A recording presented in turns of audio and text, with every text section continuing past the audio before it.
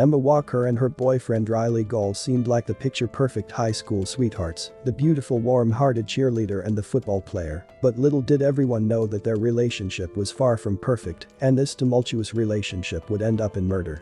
Welcome to Viral Crimes. Subscribe and hit the bell icon for more stories. The date was November 21st, 2016. It's Monday. Emma Walker, 16, was at a residence with her brother and her mother and father, Mark and Jill Walker. Her family lived in Knoxville, Tennessee, in a single-story home.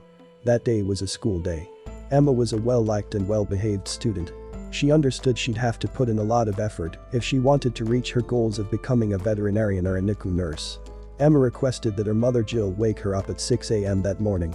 Jill entered Emma's room at around 6:15 a.m. Although it was early, Emma was usually easily awakened. But when Jill called her name in the morning, Emma remained still. Emma was laying on her bed, face up. She stroked her leg, attempting to awake her. There was, however, no reaction at all. When Jill glanced at Emma, she recognized something was amiss. She searched for her pulse, but couldn't locate it. Where is your emergency? Jill Walker! What's going on there? I just tried to wake up my daughter for school, and she has no pulse. How old is she? She's 16.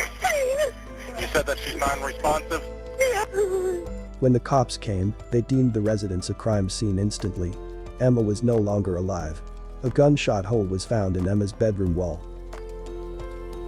Outside the house, 2 shell casings had been discovered.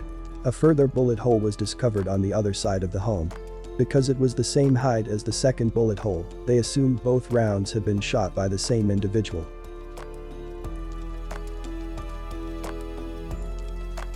Emma had been gunned down in her sleep, according to police. Someone standing outside her home in her backyard shot her as she was sleeping in bed.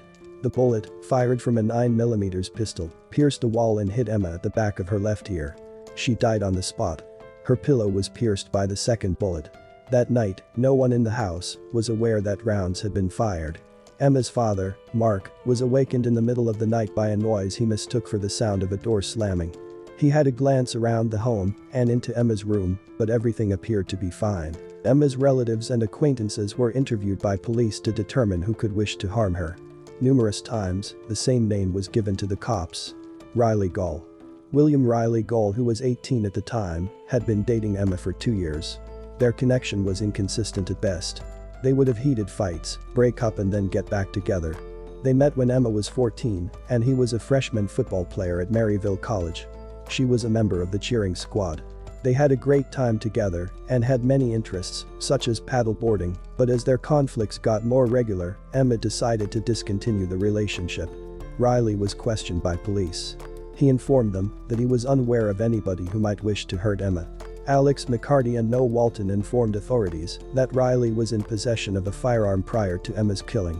He showed Alex the weapon and inquired of Noah whether he was aware of how to erase fingerprints from it. It was a 9mm pistol, identical to the one involved in the killing of Emma. They expressed an interest in assisting authorities with their investigation. They were wired with microphones and a video camera was hidden in a key fob. Riley was invited to Noah's home. All the boys played video games and Riley invited the boys to go to the Bluffs. The Bluffs is a wooded spot near the Tennessee River.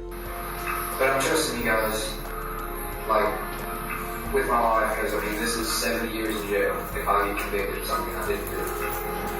Man, are you busy right now? You guys do anything? Because I need you to, the blood. I'm going to throw it in the water. They'll never find me. We can go on that. The smaller ledge that really looks out of the water. You know what I'm talking about? I do. Yeah. And if I throw it with enough force, I know it's terrible. I know this. You guys don't have to come with me if you don't want to. I'm not too bad, man. I just need Christ to be done. If it's in the Tennessee River, they will never find it. I know that much. And how would I know it wasn't my grandfather's gun? His magazine had 5 shots in total when I first got it. Still has 5 shots in it. If I actually gave him that gun, that's maybe it's 50-50. It may give them reason to say, okay, the fingerprints on this gun and this bullet don't match, cool. But at the same time, they could have never had fingerprints in the first place and be like, oh, and it's just this bullet, this walks into stupid moment. Yeah, this bullet fits in this magazine fits in this gun. He intended to toss the firearm into the river.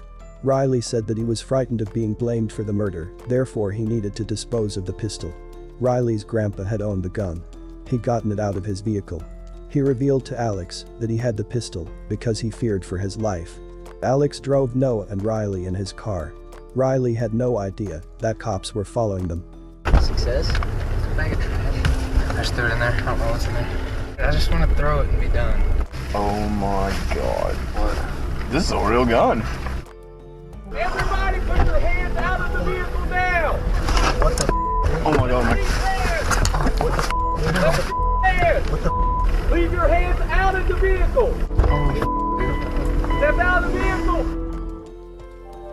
Move now to Tennessee, where a community is mourning the loss of a high school cheerleader fatally shot as she slept. Her former boyfriend has been charged with murder, and ABC's Ryan Smith joins us with more. Hi, Ryan. Hi, Paula. You're my rock, my hope, my love. That's part of a tribute tweet teen Riley Gaul sent his high school ex-girlfriend just hours before his arrest for allegedly killing her after their recent breakup. This morning, 18-year-old Riley Gaul sits in a Tennessee jail, charged with killing 16-year-old Emma Jane Walker just weeks after their breakup. According to police, in the early morning hours Monday, a shot fired by Gaul into Walker's bedroom from outside her Tennessee home killed her in her sleep. Police arresting Gaul Tuesday night on charges of first-degree murder, holding him on $750,000 bond after having him under surveillance, saying he was preparing to destroy evidence related to the homicide. But Gaul's mother telling our affiliate WATE that her son is innocent. The pair, seemingly a picture-perfect couple, the cheerleader and the football player. Classmates until Gaul moved on to play football at a local college this fall. I wish, I knew more what was going on, so maybe I could have helped her, and I'm so sorry. And in the wake of Walker's death, Gaul posting this lengthy missive on Twitter the day after her death, just hours before his arrest. To think that every memory we have, every happy special moment we shared, can't ever be relived. I love you, Emma Jane Walker.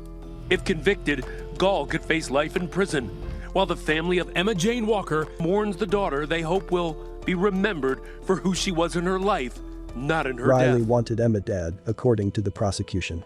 They thought he went to her home that evening with the goal of murdering her. They concluded her killing was premeditated because he knew precisely where she'll be laying in her bedroom when he fired the rounds. In the morning, dressed in black, he's standing outside a 16-year-old girl's bedroom, and you think of all the places he could have placed that shot.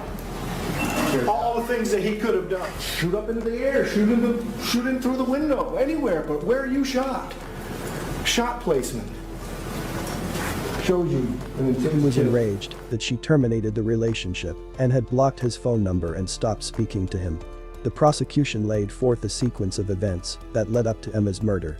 She traveled out with friends to another friend's home on Friday, November 18th, to celebrate a Central High football win. They were having an excellent time when she began to receive a series of texts from an unknown number. It was approximately 11:30 p.m. She shared the text exchanges with her classmate Zach Green. They included the following: come outside alone if you don't want to see a loved one get hurt. And go to your car with your keys. Go alone. I've got someone you love. If you don't comply, I will hurt them. She informs Zach also that text said that Riley had been dumped outdoors. When Zach and Emma stepped outdoors, they saw Riley lying face down on the ground in a ditch.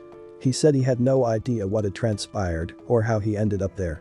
Emma informed him that they were no longer in a relationship and that he should leave her alone. Riley walked away.